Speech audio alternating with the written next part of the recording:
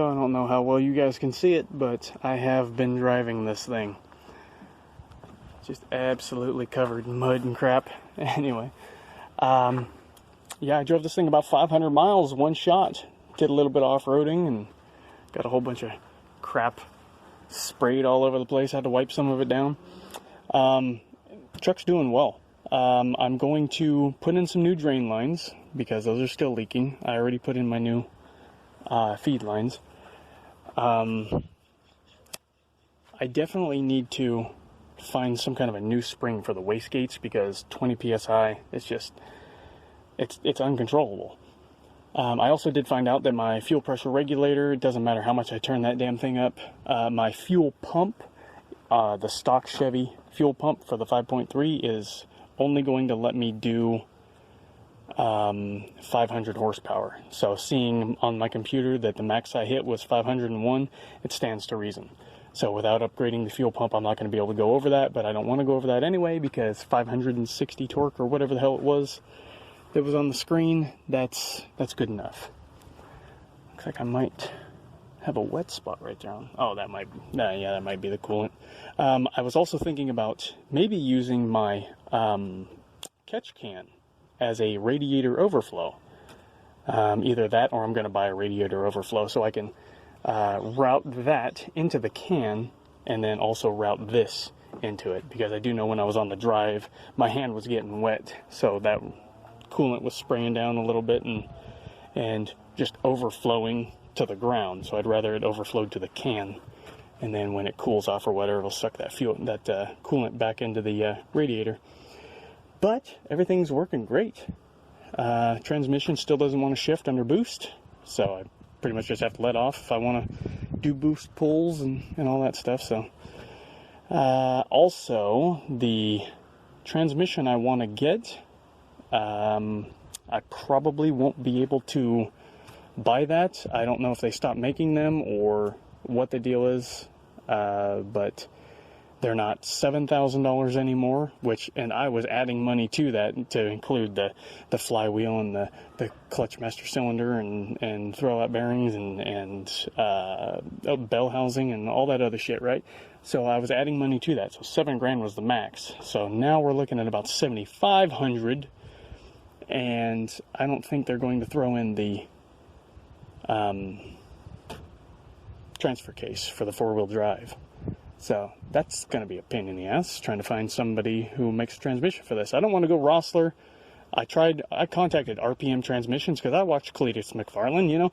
I'm sitting there thinking, oh, RPM Transmissions, he talks fucking great about them and everything else. Well, they got a really good working relationship, but RPM Transmissions doesn't give a shit about the regular Joe. Doesn't care about us, you know.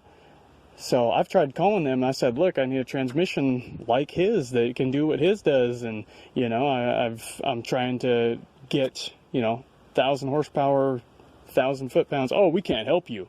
It's like, well, then who the fuck's been giving their transmissions to Cletus? Unless he's been lying. What? Is he going to Rossler instead this whole time? And he's just been calling you RPM Transmission? I don't know what the hell the deal is there, but anyway.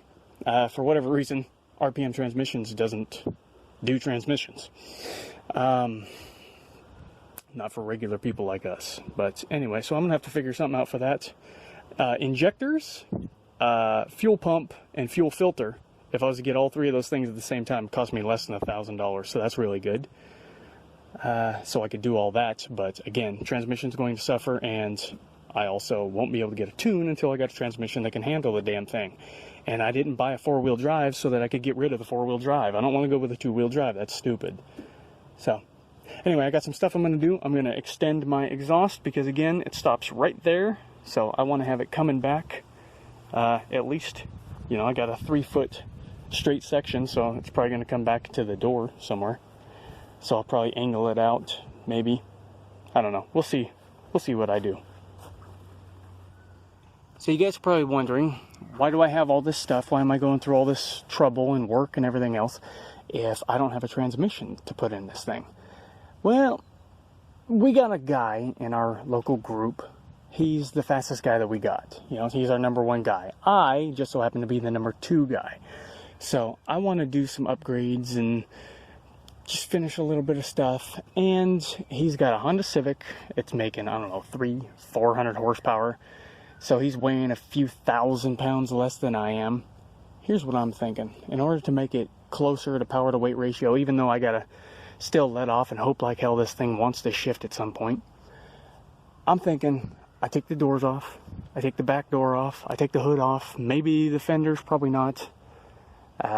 I could probably take the front and rear bumpers off too, but I don't want to have to go through the process of taking the license plates off and finding somewhere to put those that they'd be legal and everything else. So I'll just leave those, but I want to take all the doors off and the hood.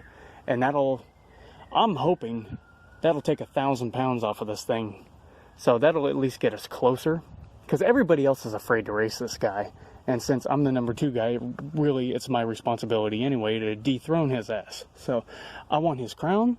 I want to become the number 1 guy. I want to become the fastest guy we got. I want some goddamn respect. You know what I mean? So I'm going to do some stuff. I'm going to take off some stuff and hopefully whoop his ass here in a couple of days.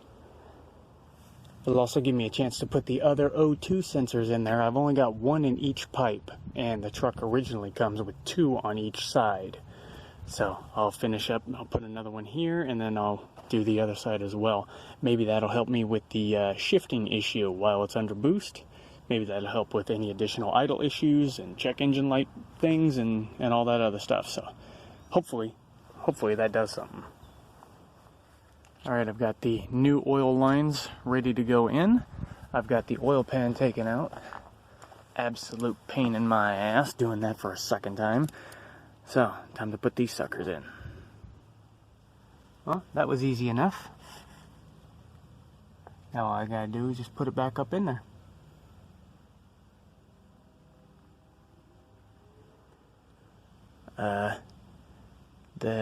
Shit. What did I do wrong? That went up there so effortlessly and easily. I'm really worried I missed something. Shit never goes easy. Shit never goes smooth. What did I do wrong? The gasket's there. The wires are out of the way. I haven't lost any of the bolts. I haven't forgotten anything. Did I? Did I forget anything? Shit. I don't like that. I don't like it when things are easy. What did I mess up?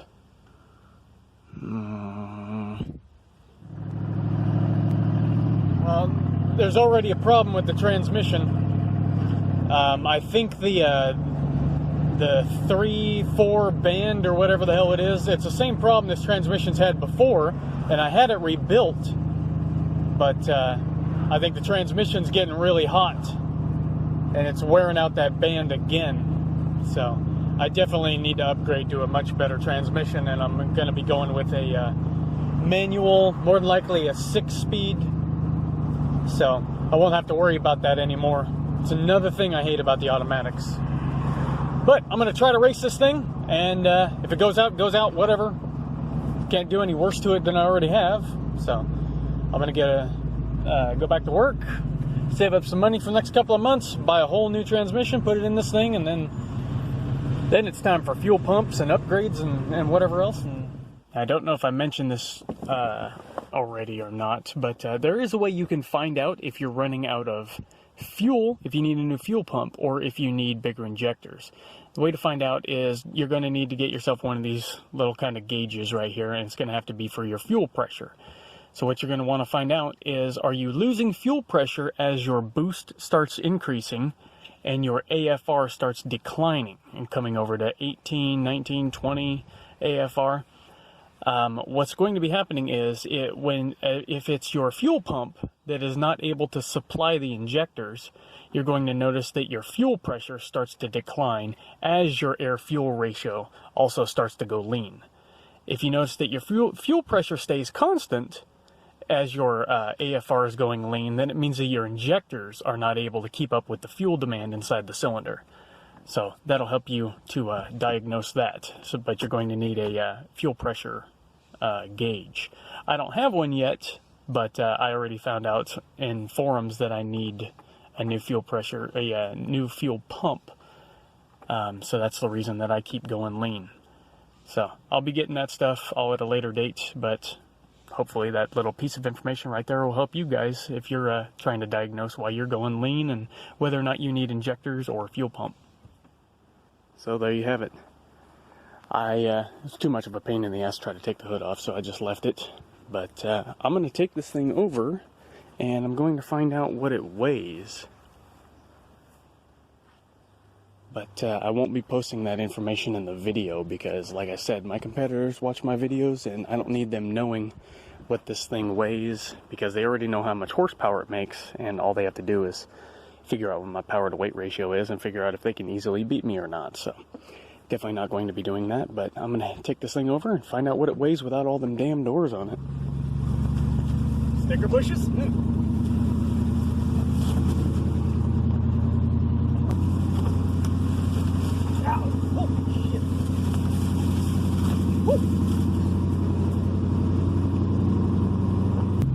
But I will tell you what the good side is.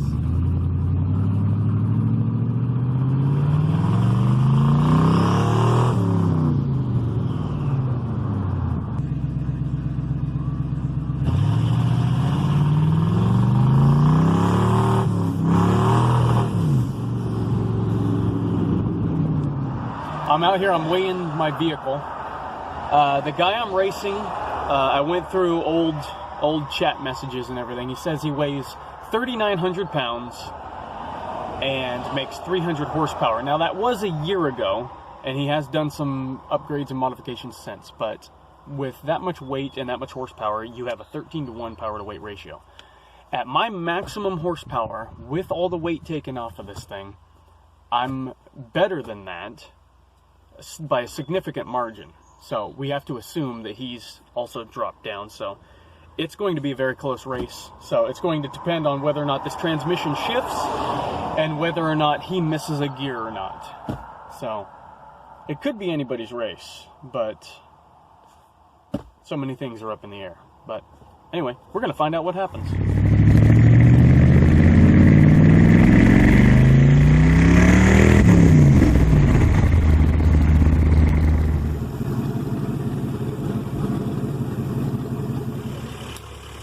So where we're at right now is after looking inside my engine bay, they're telling me my boost lines are all hooked up wrong, and they're surprised I haven't blown it up.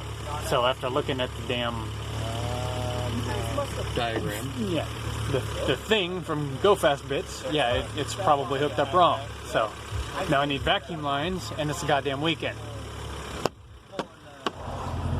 Yeah, so I don't know. I guess I sprung a vacuum leak, and I also. I guess I hooked my vacuum lines up wrong as well. So I'm going to fix all that before I go through the trouble of calling him out again. So let's go over what happened last night. I wanted to race the guy. When I popped the hood, and some of the other guys who have done a lot more building than I have, they were looking at my setup and they realized that I had it hooked up wrong, and then I looked at the schematic and saw that I did have it hooked up wrong.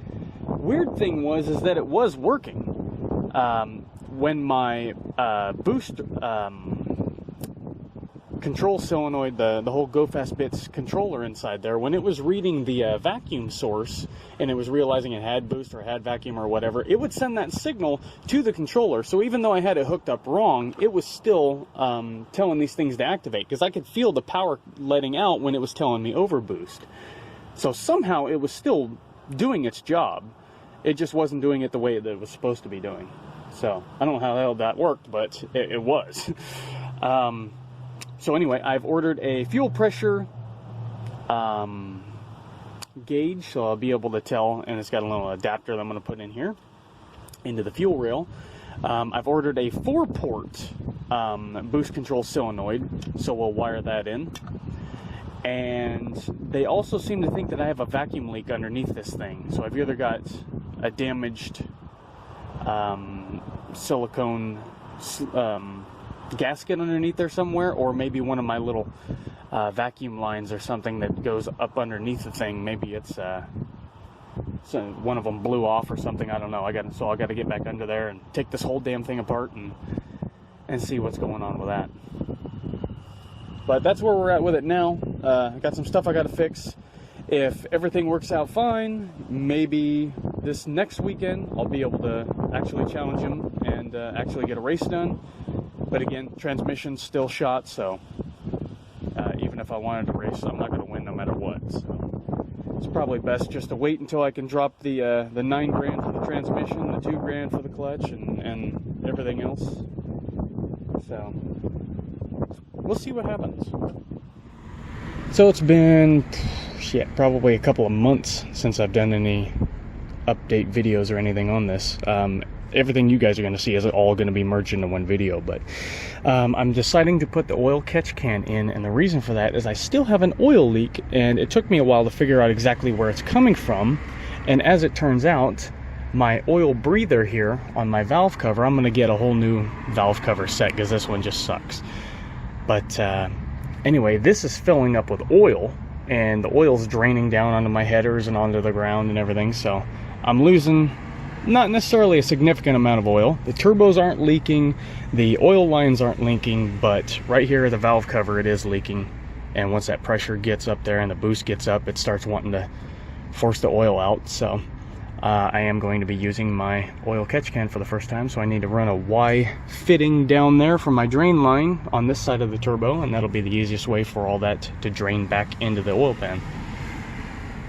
But in order to do that, I'm going to have to go to the fitting supply store, and with the amount of time I've been spending working, it's hard to find time to do that. I do have to make an appointment tomorrow to go and talk to the transmission rebuilder, the guy that I had rebuild this transmission when I first got the truck.